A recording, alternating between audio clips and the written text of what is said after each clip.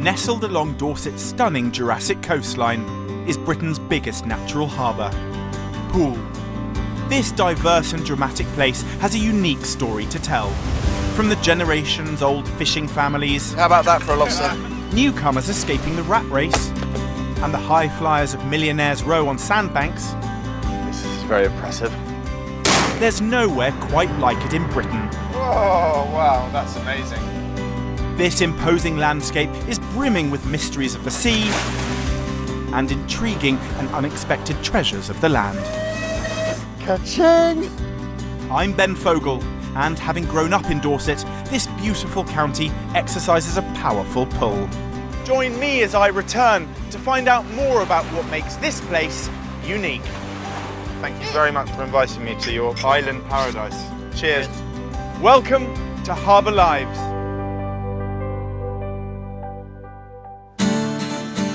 Coming up, I see Dorset from the land, the sea, and beyond. Woohoo! Wow. I hit the skies with the county's oldest glider pilot.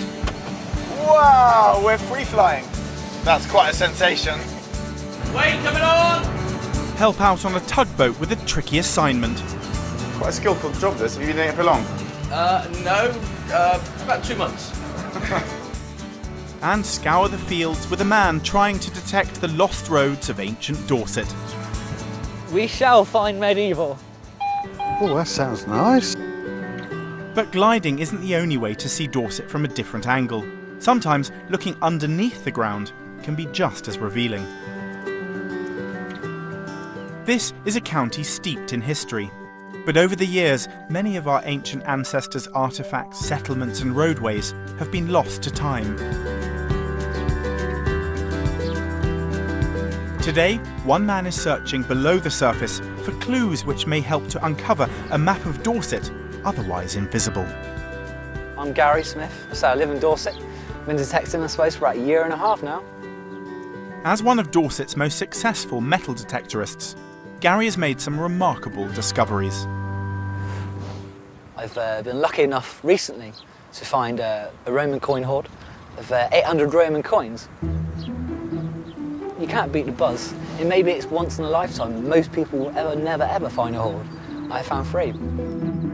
Gary's hoard was made up of 800 copper alloy radiate coins with a silver wash dating back to the end of the 3rd century in Roman Britain. This stash would have been the equivalent to 2 months' wages of a farm labourer. But what Gary puts most of his success down to is his research. I pinpoint locations on maps to all my finds. I've got a list of the find, the coin. As you can see, little dots. Every little dot is numbered with a colour. The pink ones are obviously Roman, and the blue ones are more medieval. Now, obviously, over time, we have got a bit of a pattern going on here. So, for example, we've got a lot of Roman finds in the middle. And do you know what I thought? Wow, you know, I think this is a settlement. It's been hidden from history.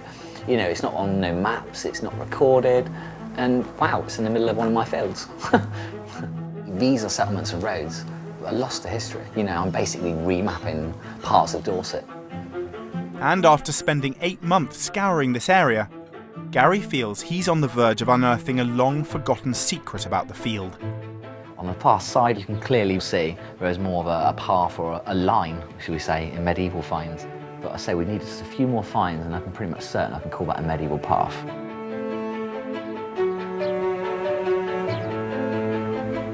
So with his mission set, Gary, along with fellow enthusiast Mark, head out in search of more evidence of the possible medieval path. It comes right through, right through, and it goes obviously through there. I'm hoping today we can find a few more medieval finds. Whenever I go with Gary, we usually find some history, and usually a lot of history. Right, let's get to it, let's do this. Boom. We shall find medieval.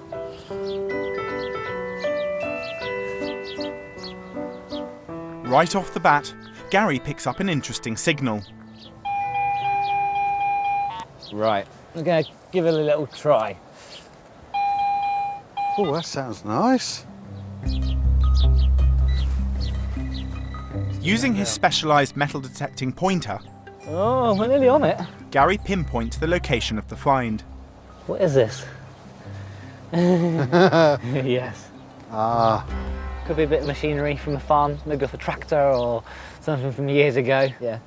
Not the most interesting piece. It's also certainly not medieval. It looks like Gary and Mark have got a long road ahead.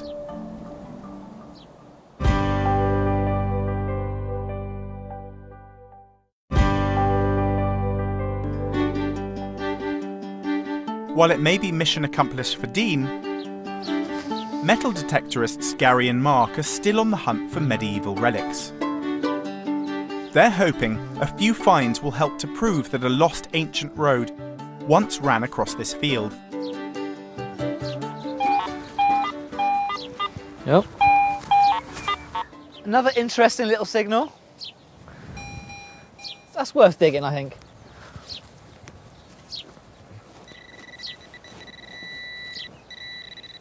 Ah! Oh wow! That's so cool. These are called spindle whorls. Spindle whorls were weights used by ancient textile producers to help give them momentum while twisting wool into thread. A promising find. A lot of the ones with the markings on usually are medieval, although the design on this is like a Saxon design actually, but that's a really, really good find. With a possible medieval spindle whorl found, Gary's hopes are heating up.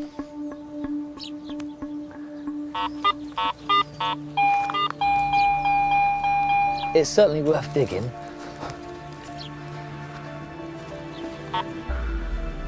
Nope, I've lost it.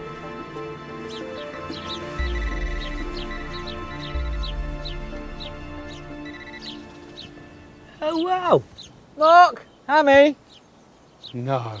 Hammy is metal detectorist slang for a medieval hammered coin, and it's exactly what Gary has been hoping to find. Now we're talking. It's really, really bent. Now, it's meant to be obviously flat, but unfortunately it's been hit or been damaged somehow, most probably by the plough, and it's really, really worn where the picture of the king's head would be. It's a silver hammered coin dating from about the year 1279-ish, when they first made this design of a long cross penny, anything up to about late 1400s. The worn side of the coin has hampered Gary's efforts to accurately date it, but it is a medieval artefact, which is what he came here for. We're getting there. That is good. That is good. Another find. Well done, sir. Grid reference. And as Gary takes a moment to add another mark to his map, No, that's really bang on. It is in line with the path I've been trying to discover. Mark makes a second discovery. Who've we got ourselves a hammy? You really? Ka-ching! Over there. Oh yeah, it's another long cross penny. How cool is that? Yours is in better condition than mine. It says around the outside of the coin, Edward, most probably King Edward I, and dates from the year 1279 to 1307, I believe. That is his reign, so that's off the top of my head. Well done. That is a good condition one, actually. Yeah. Not bad for 700 years old. That's 2 medieval coins found, meaning Gary and Mark can end the day's search satisfied. Well, this has got to be pretty much, we can name this as a medieval path for sure. Most definitely. Where does it lead to? Manor house. There's a manor house a couple of fields over. We've found what they've lost 700 years ago. Through his tireless work and research, Gary's finds have helped to give us a real window into Dorset's past. It's a lost path, been lost for hundreds of years. It's amazing, you know, to get a massive area and say, right, you know, I know where they used to go then, you know, medieval or Roman settlements, stand where a Roman building once was, you know. And I do it through a machine, through finding metal objects in the ground. Job well done. Yeah, no, indeed. Yeah, job well done. I did get a better hammy than you, though. Just because mine got munched by the plough.